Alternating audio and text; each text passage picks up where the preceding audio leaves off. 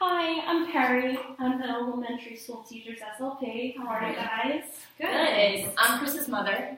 Hi. And I'm Ariel, his stepmother. Nice to meet you guys. I'm glad that you were both able to come in today So are we. talk about everything together. Definitely. Mm-hmm.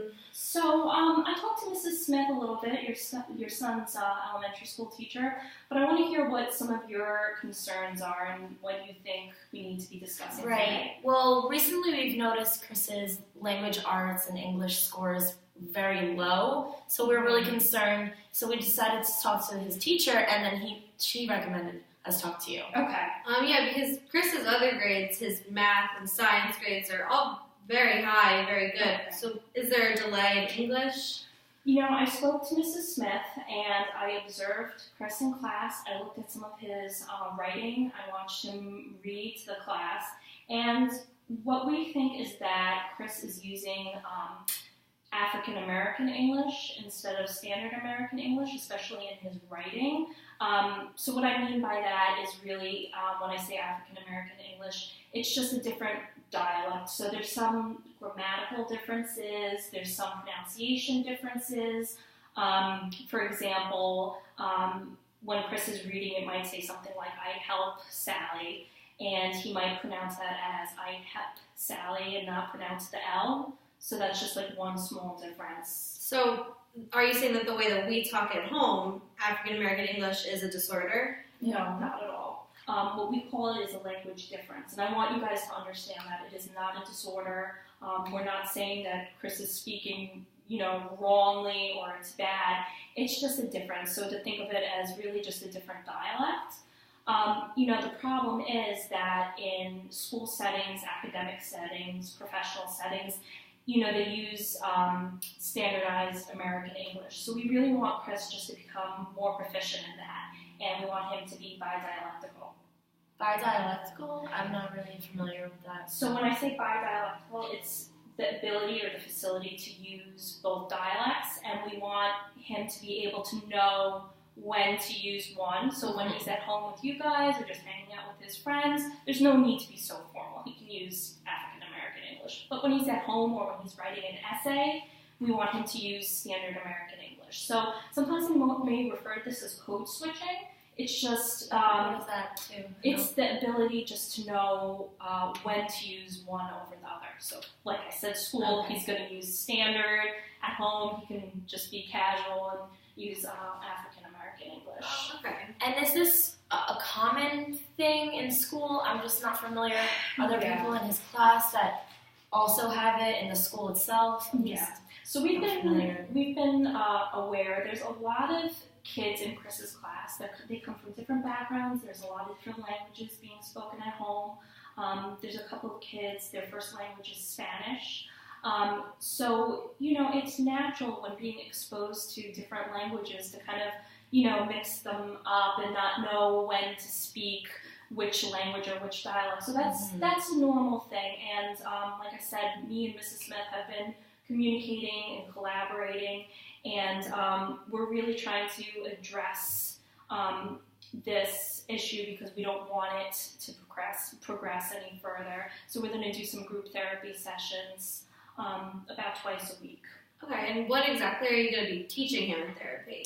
Okay, so there's a lot of different techniques out there. Our school really likes using comparative and contrastive techniques. So basically, we're having the children look at specifically the differences between the two languages. So we do a lot of what we call drills. So we do word drills, sentence drills, translation drills, and we might do something like write on the board, I help Sally, which is a standard English sentence. And then next to it we might write, I help Sally without the L. Mm-hmm. So we'll put those two on the board and we'll ask kids, what's the difference here? And which is which? Which one is African American English? Which one is standard American English? And emphasize that, one is not inferior to the other. It's just different contexts that you use them in and making them aware of the differences because they may not even be looking at language so critically like that. Right. Oh, okay. And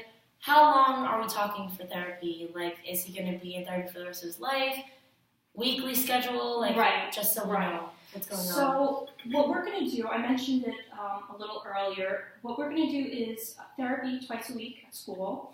I'm going to do something called push-in. If you might hear Mrs. Smith talk about this. So push-in. Yeah. Push-in, you might not know what that is. It sounds very odd, but so push-in is when I go into the classroom and I kind of help Mrs. Smith with her lessons, and I take the kids that are having, a little bit more difficulty knowing when to use standard American English and when not to. And I take them aside and we kind of do these drills together. And it's good because, I think it's important that they see that Chris sees he's not the only one having a little difficulty with it, and they can help each other. And it's good to realize that it's not just a problem one individual has.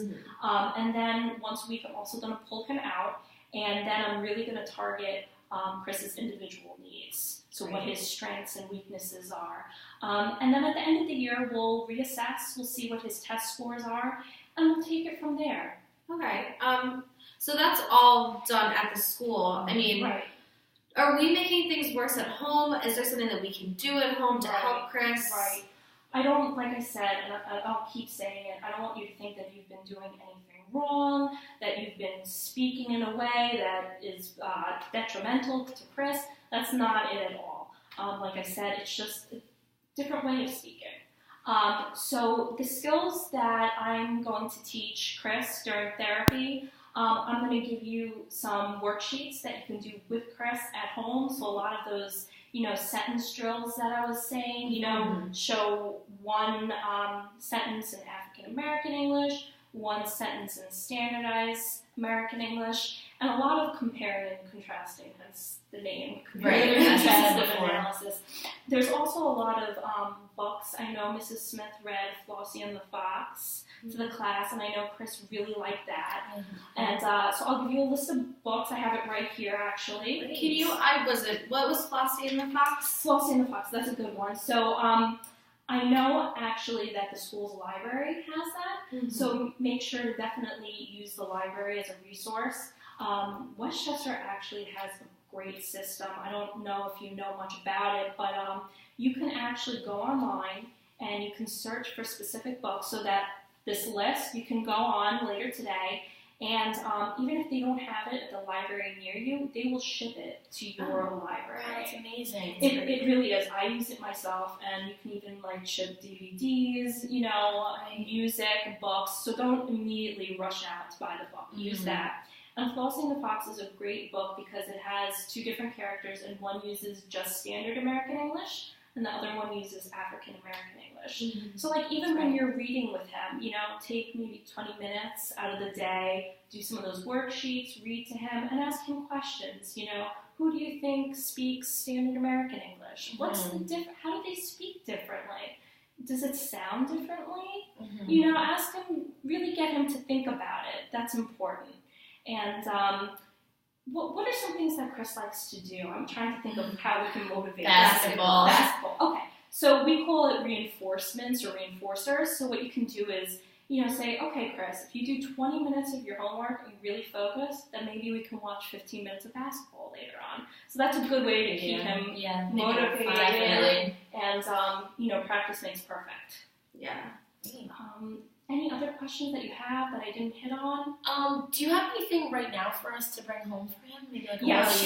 I have all these worksheets in here, and there's even tips in there on what kind of questions you can ask. And another one, I know we're really concerned just about his future and his education. Is this going to affect him in any way for college and just pursuing his any career he wants? Well, like I said, the important thing to remember is that Chris does not have any intellectual or cognitive delays. I keep saying it, but it's so important. It's a language difference. He just speaks a little differently than the standardized American English. So, the most important thing is to practice. Like I said, these skills that I'm teaching him twice a week, it's important, it's going to help, but the more he practices it at home, and the more you go over it with him, the more he's going to internalize it. And it'll become more automatic after a while. That makes sense. So the more he practices, the better it's going to be. And he's a very smart boy, like you said. His math and his science is great. So I really have high expectations for him. Great. Well, thank you so much. Thank you so much, We guys. really appreciate this meeting. No Thank problem. you. Thank you. Thanks.